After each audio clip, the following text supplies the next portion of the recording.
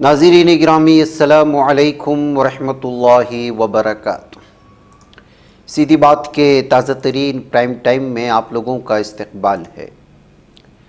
नाज़रीन गिरामी, मैं अंसार अज़ीज़ नदवी इस वक्त आप लोगों के सामने कुछ अहम तरीन ख़बरें, कुछ वायरल वीडियोस और कुछ तनकीदी तज़्ज़िये लेकर के हासिल हुआ। तफ़सीलात में जाने से पहले आप लोगों से जो दरख्वास्त होती है उस पर तवज्जो करने की अपील करूँगा। नाज़रीन गिरामी, सबसे पहले एक अहम तरीन ऐलान कहें या अपील आप लोगों से, कल से सीधी बात का नाम लेकर के एक नंबर से, जो नंबर नाइजीरिया का कहा जा रहा है, हमारे सीधी बात के मुख्तलिफ व्हाट्सएप ग्रुप में शामिल लोगों को कॉल जा रहा है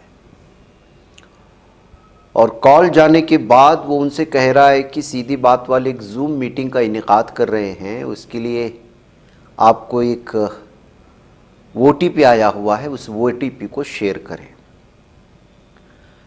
इसलिए आप तमाम लोगों से जो है इस वक्त इत्तला है कि ये नाइजीरिया का नंबर वगैरह जो दिखाया जाता है, दरअसल ये इंडिया में ही कहीं पर साइबर जुर्म करने वाले लोग वो कहीं का भी नंबर दिखा सकते हैं आपको, हिंदुस्तान में बैठ कर के। टेक्निक इस तरह इस वक्त हो, जैसे आजकल आपको कॉल आने से पहले बहुत सारी गवर्नमेंट की तरफ से, सरकार की जानिब से जो अलर्ट किया जा रहा है ना, कि वो उसी तर्ज का ये भी एक घोटाला है। OTP शेयर करना, इससे दो तरह की हैकिंग होती है। या तो ये कि आपके मोबाइल के कॉन्टैक्ट्स पूरे हैक कर लिए जाते हैं वो OTP को शेयर करते ही, और फिर उनको जो है आपके नाम से मैसेजेस भेजना शुरू कर देते हैं कि मैं मुश्किल में फंसा हूँ, मुझे थोड़ा पैसा डालें। अब जाहिर सी बात है कि जिन लोगों के ख़ास ताल्लुकात होते हैं वो बिना सोचे समझे ही डाल देते हैं। या फिर जो है आपको ब्लैकमेल करने के लिए, आपको हैक करने के लिए, पर्सनल डेटा हैक करने के लिए, या फिर आपके बैंक अकाउंट डायरेक्टली हैक करने के लिए इस तरह के कॉल्स आते हैं और OTP पूछे जाते हैं।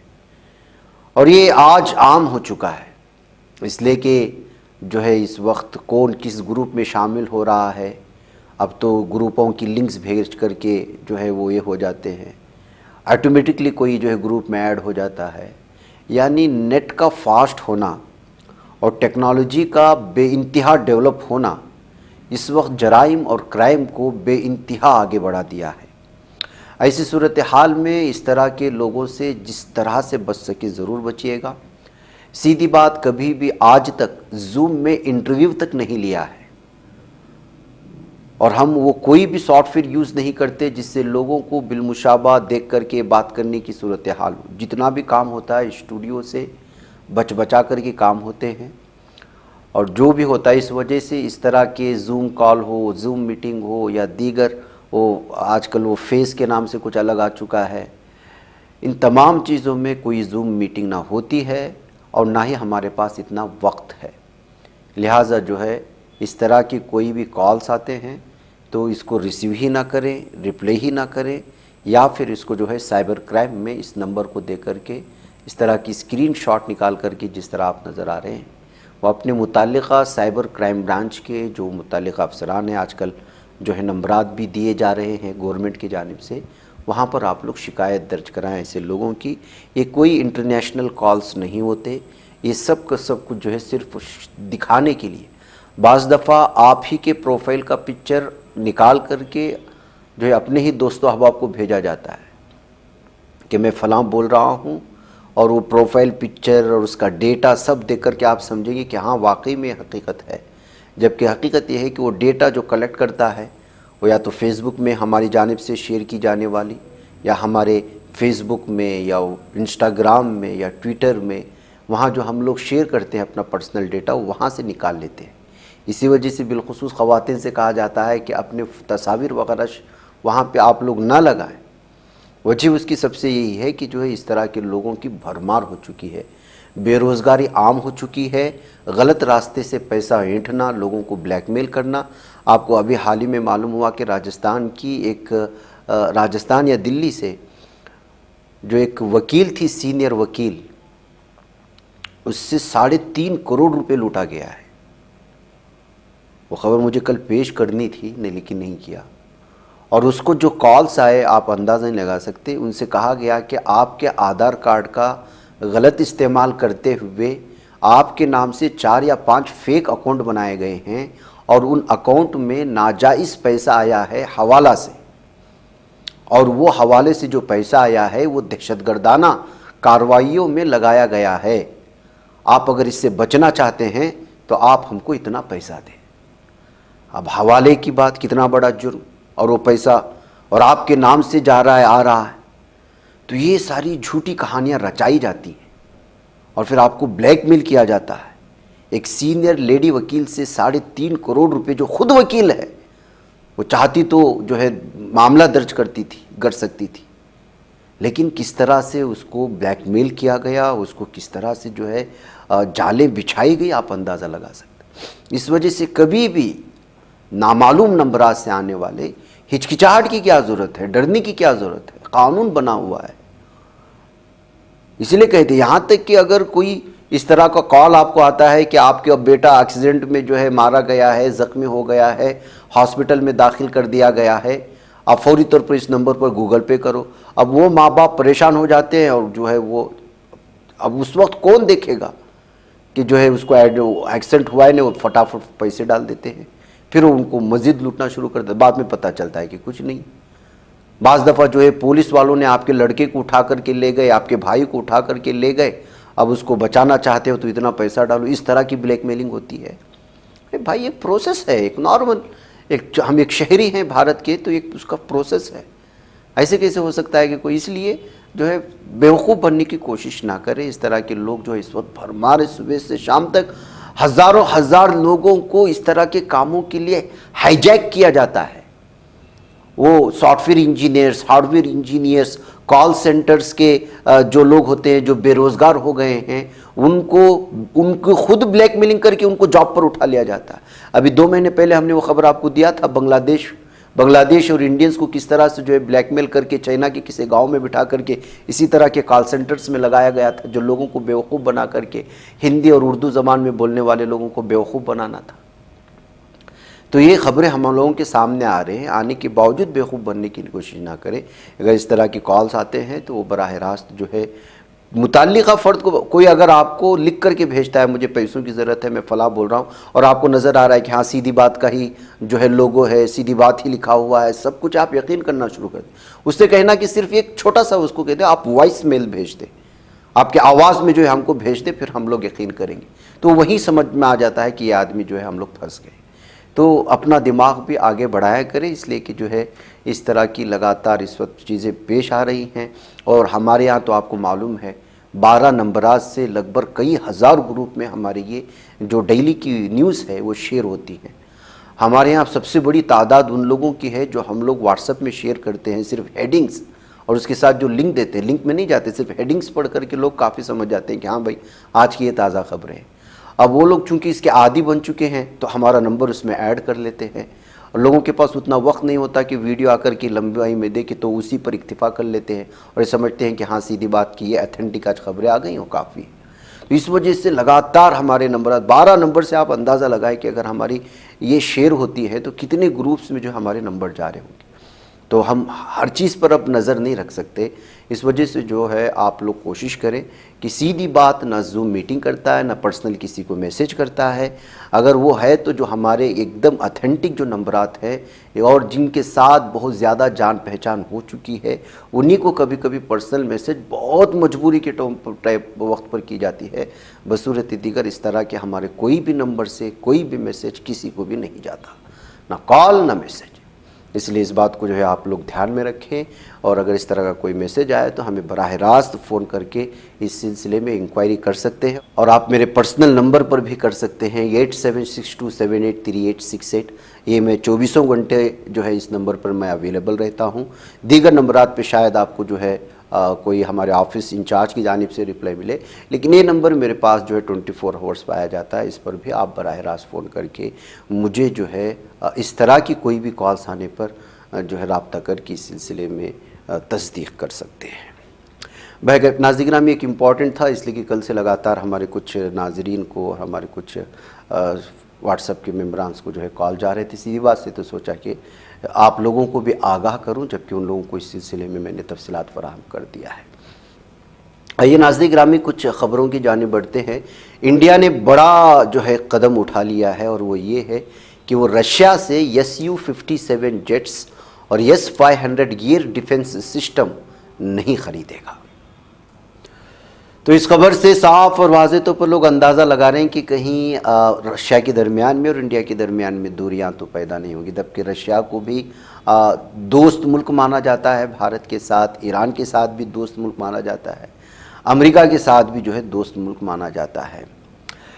शंघाई कोऑपरेशन ऑर्गेनाइजेशन की समिट में जो है इस वक्त Indian defence minister Rajnath Singh की जानिब से जो रशिया के काउंटर पार्ट एंड्रयू बोलेसियो है उनके साथ जो गुफ्तगू हुई है, वहीं से ये ख़बर आ रही है कि इस सिलसिले में फ़िलहाल इस तरह के हथियार रशिया से ख़रीदना है या नहीं है, डिफेंस सिस्टम लेना है, इस सिलसिले में जो है पूरी तरह से इंडिया की जानिब से नो कहा गया है।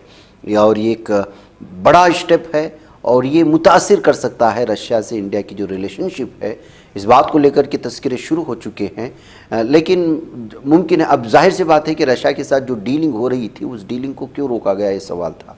तो कहीं जो है इस वक्त अमेरिका की जानिब से इंडिया पर दबाव तो नहीं बनाया जा रहा है।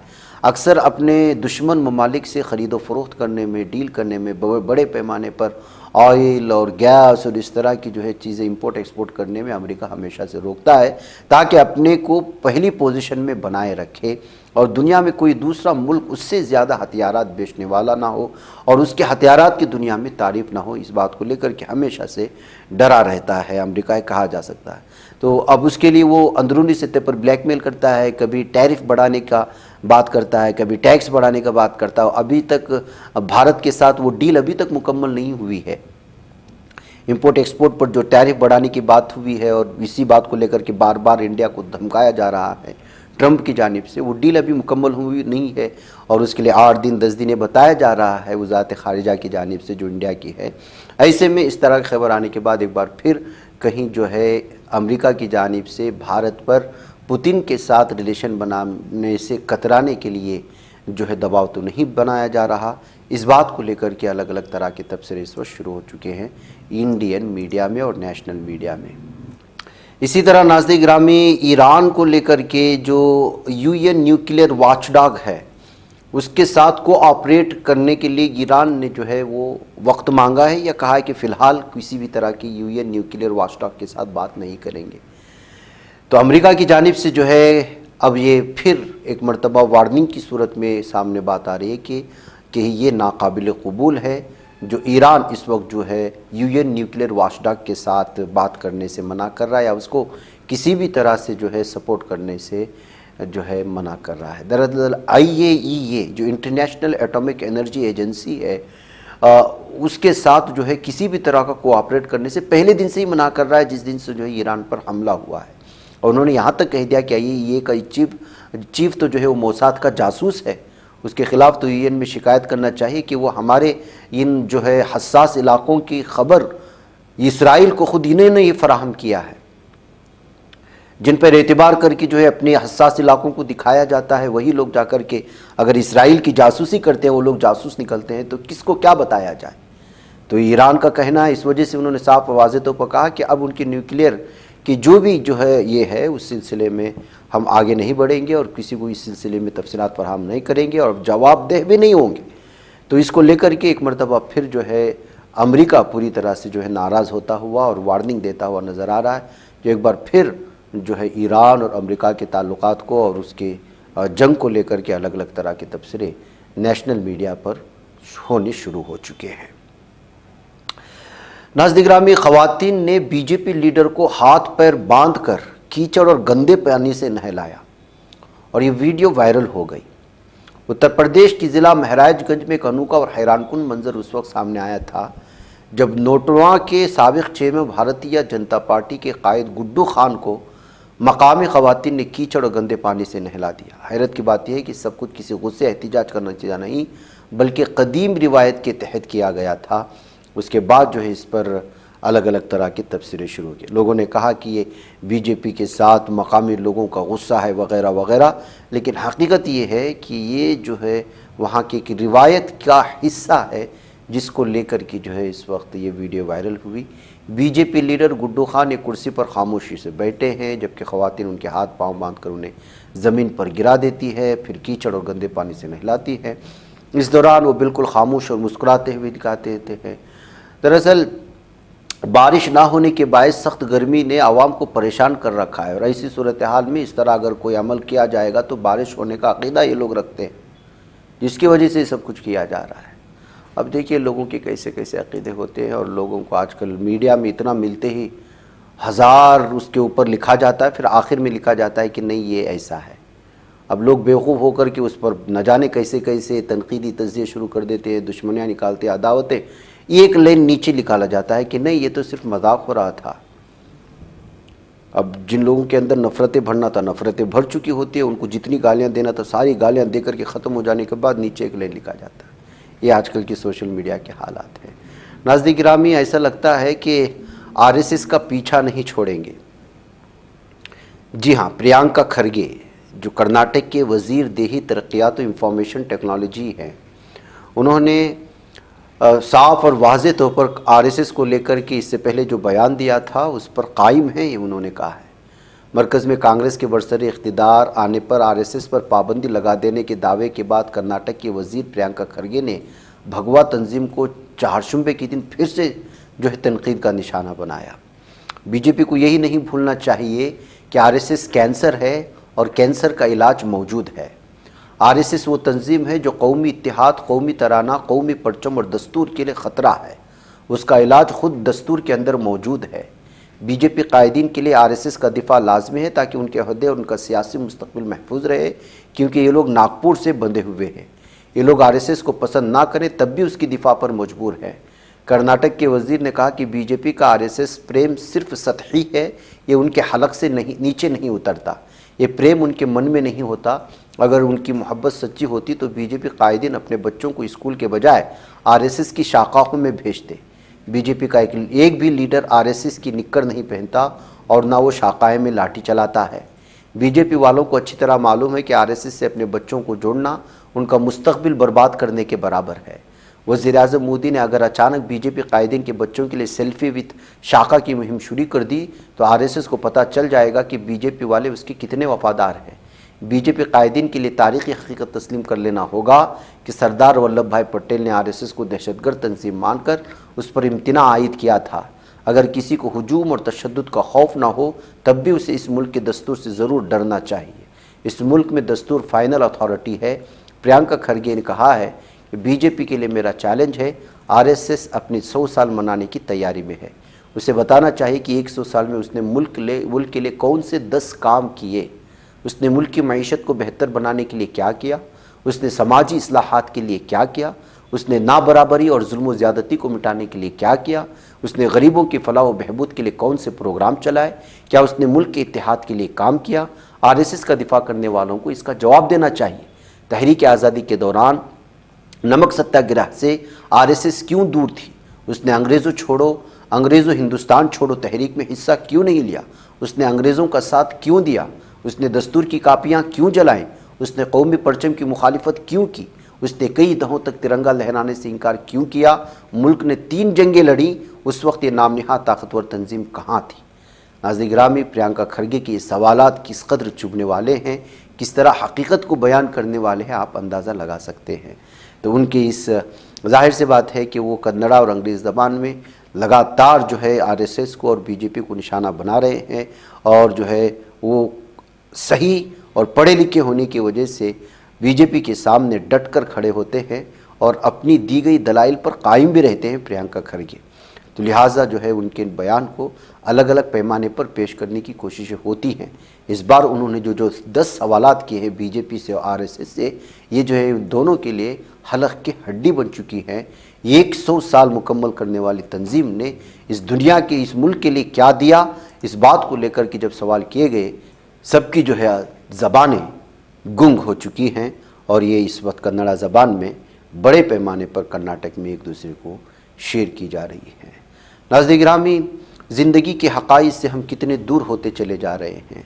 हम वो ज़मीनी हक़ाइक़ को लोगों के सामने लाने से कतराते हैं। महाराष्ट्र की ज़िला लातूर से एक दिल दहला देने वाली वीडियो ने सोशल मीडिया पर लोगों के दिलों को झंझोड़ कर रख दिया। ये वीडियो एक 75 साल किसान और उसकी बीवी की जद्दोजहद की झलक पेश करता है, जो बैल या ट्रैक्टर ना होने के बायस खुद को हल में जोत कर खेत में काम कर रहे हैं। यह अफसोसनाक वाक़या लातूर के गाँव का है, जहाँ बुजुर्ग किसान अंबादेस पावार और उनकी अहलिया मुक्ताबाई गुज़श्ता 2 साल से अपनी ज़मीन की बुवाई खुद अपने हाथों से कर रहे हैं। माशी तंगदस्ती ने उन्हें इस हद तक मजबूर कर दिया कि वो खुद ही बैल बनकर खेत में हल चलाने पर मजबूर हैं। सोशल मीडिया पर वायरल होने वाली तकरीबन 24 सेकंड की इस वीडियो में साफ देखा जा सकता है कि अंबादेस पावारा अपने कंधे पर हल का पट्टा डाले आगे चल रहे हैं, जबकि उनकी अहलिया पीछे से हल चला रही है। ये मंजर न सिर्फ दुख भरा है, बल्कि तरक्की याफ्ता हिंदुस्तान के दावों पर भी बड़ा सवालिया निशान है। जहाँ नाज़रीन गिरामी, ज़बानों के नाम पर लड़ाने वाले, ज़ात पात के नाम पर लड़ाने वाले, मुख्तलिफ हवालाजात देकर के लड़ाने वालों को ये वीडियो नज़र नहीं आती, इनकी तकालीफ नज़र नहीं आती।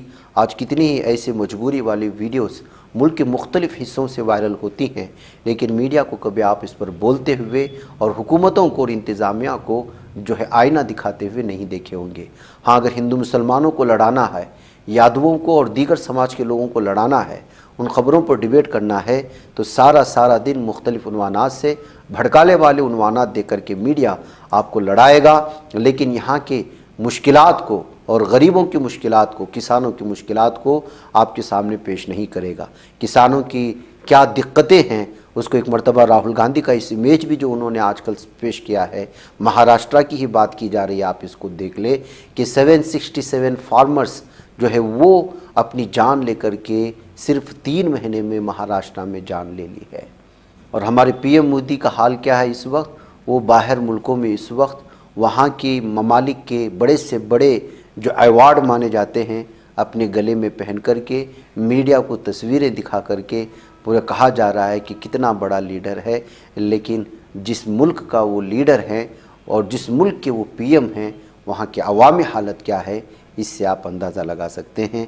ये कहते हुए अपोजिशन भी, राहुल गांधी भी जो है पूरी तरह से इस पर तबसरे करने की कोशिश कर रहे हैं, और ये ज़मीनी हक़ाइक़ है। नाज़रीन गिरामी, मैं कुछ और एक चीज़ की तरफ आपको ले जाना चाहता हूँ। कुछ दिन पहले सलमान खान का एक video the Kapil Mishra show से वायरल हो रहा था। जब उनसे एक सवाल पूछा गया कि आपने शादी क्यों नहीं की, जबकि आमिर खान 3 शादियाँ कर रहे हैं, तो उन्होंने शादी की कुछ हक़ाइक़, शायद वो मज़ाक़ अंदाज में कहना चाहते थे, लेकिन कुछ रियलिटी बता करके चले गए।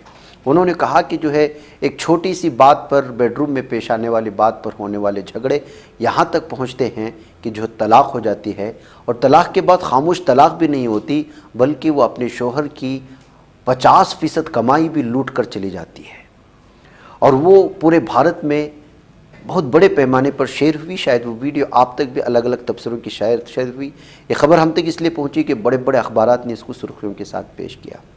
और उसके बाद जब कल या परसों ये खबर आई, बल्कि कल ही, मोहम्मद शामी की बीवी हसीन जहां को 4 लाख रुपए जो है माहाना भत्ता देना होगा, या फिर जो नानो नफ़क़ा कहा जाता है के तौर पर देना होगा।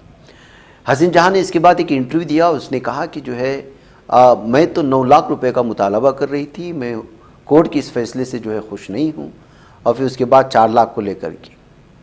अब मैं इस पर कोई ख़ास तबसरा नहीं करूँगा नाज़रीन गिरामी, क्योंकि ख़वातीन को कमज़ोर और इस तरह की चीज़ें, उनके हकूक़ की बात बयां करते करते आज किस हद तक पहुँच चुका है, और उसूलों के साथ किस तरह से ये चीज़ें जो है समझौते के नाम पर, अमन के नाम पर हो रहा है, ये अपनी जगह है। लेकिन इससे ख़ुद ख़वातीन भी खुश नहीं है, इसलिए कि एक मैं और तस्वीर आपको दिखाना चाहता हूँ। ये सुर्खी एक आई हुई है, आप इस सुर्खी को पढ़ेंगे तो आपको मालूम होगा कि जो है एक शोहर की कमाई 53,000 है, उसकी माहाना 57,600। उसकी बीवी और बच्चे की मेंटेनेंस के लिए अदालत ने 24,700 रुपये देने को कहा है, बगैर किसी वजह के। वो शोहर से अलहदगी हो जाती है, और अलहदगी होने के बाद वो कोर्ट में चले जाते हैं, तलाक़ हो जाती है। तलाक़ के बाद उसके बाद शोहर कहता है कोर्ट से कि मेरे घर में जो है मेरे बूढ़े माँ बाप हैं, मुझे उनको देखना है, और इसके अलावा मेरे बहुत सारी EMIs हैं, उसको भरने पर मेरे पास कुछ भी नहीं बचता। ऐसे हालात में बीवी को इतना बड़ा अमाउंट जो आधी सैलरी है उसको अदा नहीं कर सकता, तो जानते हैं आपने कोर्ट ने क्या कहा? कोर्ट ने कहा कि जो है अगर आप पूरी तरह अदायगी नहीं कर रहे हैं तो अपने कमाई को बढ़ाइए, लेकिन अपनी बीवी को ज़रूर दीजिए। ये पंजाब और हरियाणा के हाई कोर्ट की जानिब से आने वाला आज का फैसला है। इन तमाम चीज़ों को शेयर करते हुए बहुत सारे लोगों ने अलग अलग तबसरा किया और कहा कि सलमान खान ने सही कहा था कि जो है आपको शादी करके सुकून भी नहीं मिल रहा और आपकी ज़िंदगी की सारी पूंजी जब ये लोग लेकर के चले जाते हैं तो फिर शादी करने का क्या मतलब है। तो नाज़रीन गिरामी, जब इस तरह के फ़ैसले आते हैं, जब ज़िंदगियाँ उसूल पर नहीं चलती, जब जो है अपनी सिनफ़ नाजुक होने का गलत फ़ायदा उठाया जाता है और फिर सिस्टम उसकी मदद करता है, तो फिर जो है ज़िंदगी अजीरन बन जाती है। ये सिर्फ खबर नहीं होती, ये हर भारतीय के शहर में और मर्द की हालत में पेश आने वाले वो मामलात हैं जो इस वक्त इज़्दिवाजी ज़िंदगी को मशकूक बना दिया है, सुकून वाली ज़िंदगी को मशकूक बना दिया गया है। कत्ल व गारतगिरी, एक दूसरे पर भरोसा करना बड़ा मुश्किल हो चुका है। तलाक़ और खुलई की ये हालत हो चुकी है कि शादियाँ कम, तलाक़ और खुला ज़्यादा हो रहे हैं। और अगर सही चल रही है तो फिर शोहर या तो बीवी को मार रही है या बीवी शोहर को मार रहा है। इस खबर को भी आप देख लीजिएगा कि किस तरह से जो है बीवी ने अपने स्कूल के ज़माने के एक दोस्त के साथ मिलकर 12 साल से जो इज़्दिवाजी ज़िंदगी चल रही थी वो अपने शोहर को मार देती है। राजस्थान के राजसमंद नामी इलाके में पेश आने वाला ये मामला है। ये बेरहरवियाँ कैसा हो सकता है? अपने शोहर को कत्ल करने के लिए अपने आशिक को कहती है, उसका लाइव लोकेशन भेज देती है, 600 रुपये में कुल्हाड़ी ख़रीद लेता है, एक दोस्त उसकी गाड़ी को गिरा देता है कार के ज़रिए से, दूसरा हमला करके ख़त्म कर देता है। लाश मिलती है, पुलिस जो है तहकीकात करते हैं तो पता चलता है कि जो है ये पुराने आशिक के लिए 12 साल साथ ज़िंदगी गुजारने वाली बीवी ने अपने शोहर का कत्ल कर दिया है। तो नाज़रीन गिरामी, ये वो बहुत ही ख़तरनाक सूरत हाल है जो एक के बाद एक इस वक्त जो है हमारे भारत में पेश आ रही हैं। और जराइम का इंतहा और उसका गिराफ जिस कदर बढ़ता जा रहा है और उस पर जिस तेज़ी के साथ इंतज़ामिया को, हुकूमतों को आईना दिखा कर के इस पर जो है रोक लगाने की तरीक़े ढूंढने की कोशिश पर बहस होनी चाहिए, उस पर कोई बोलता हुआ या लिखता हुआ नज़र नहीं आ रहा। नाज़रीन, लंबा हो चुका है वक्त, मुझे इजाज़त दें। इंशाल्लाह फिर जो ख़बरें रह गई अगले एपिसोड में लेकर के हाजिर होऊंगा। और आपको मालूम होना चाहिए कि ख़बरों की भरमार की वजह से हम शॉर्ट्स में भी बहुत अहम और ज़रूरी ख़बरें जो है मुख्तसर वक्त में पेश कर रहे हैं। आप लोग शॉर्ट्स को देखने की भी आदत बना लें। मुख्तसर वक्त में जो बहुत ही ज़रूरी ख़बरें रह जाती है हमारे दिन भर की 3 वीडियो में आने से, उसको पेश करने के हम लोगों ने गुज़िश्ता 8 दिन से बल्कि 15 दिन से कोशिशें जारी हैं, जिसको लोगों ने देख भी रहे हैं। आप भी जो इस सिलसिले में नावाकिफ़ हैं ज़रूर देखें। वीडियो से लगकर की जो ऑप्शन है शॉर्ट्स का, उसका भी ज़रूर इस्तेमाल करें। मुझे इजाज़त दें। अस्सलाम वालेकुम रहमतुल्लाहि व बरकातहू। बच पाता है कोई सहाफ़ी की निगाहों से, मिलाता है ये लोगों को मोहब्बत की पनाहों से। करम और दर्द मंदी का है एक संसार सीधी बात, अज़ीमत जुर्अतो हिम्मत का है इज़हार सीधी बात, अज़ीमत जुर्अतो हिम्मत का है इज़हार सीधी बात। ये चैनल हक निगर बनकर कुचल देता है फितनों को।